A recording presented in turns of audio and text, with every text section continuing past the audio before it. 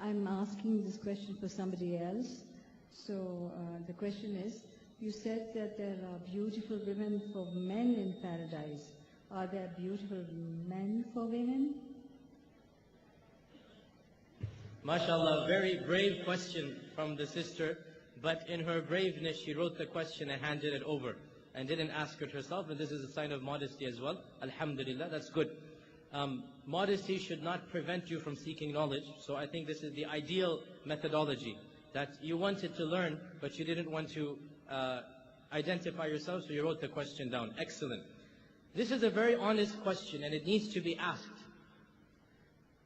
Many of the people are confused. Why does Allah subhanahu wa ta'ala talk about beautiful women for the men, and He does not talk about handsome men for the women? Will not the women also be blessed with a mate and spouse in Jannah?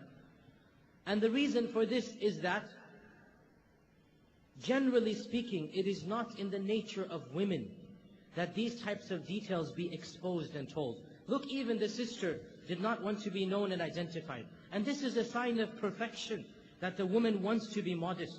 These types of issues do not form public conversation. And so the Quran does not emphasize this point. It doesn't publicize it.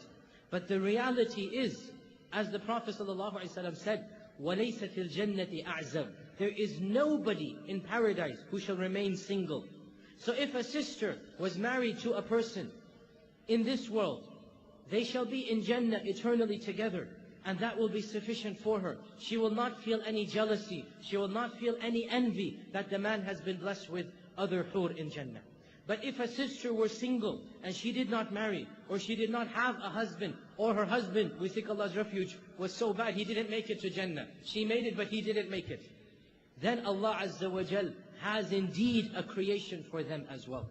But in the perfection of the Quran, and to manifest the nature of men and the nature of women, Allah Azza wa Jal did not describe this creation as He described that given to the men. So, the answer to your question, in a brief response, is yes. There are indeed creations that Allah has created for the women. Some ulama have said that they will be married to a person of this world.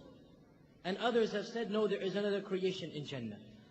Whatever the point, whatever the case might be, our goal is to get to Jannah. Once we're there, we will be given everything in it as well. So don't worry, once you get to Jannah, you will have all that you desire, insha'Allah ta'ala.